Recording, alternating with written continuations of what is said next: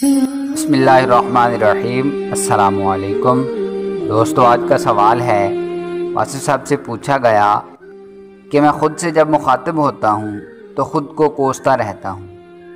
तो आपने जवाब दिया, आप ख़ुद पर तनकीद की बजाय अपने सेल्फ़ की इस्लाह करके आगे निकलें और अमल में दाखिल हो जाएं। फिर नदामत क्या है और शर्मिंदगी क्या है? नदामत को छोड़ो, ये काम करने वाला नहीं है, अब कोई नया काम करो।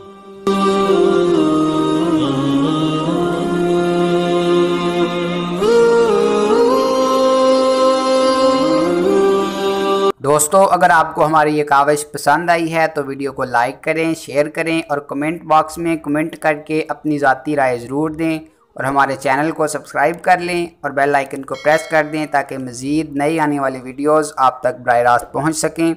मिलते हैं नेक्स्ट वीडियो में, तब तक के लिए अपना और अपने अपनों का खूब ख्याल रखिएगा। अल्लाह निगहबान।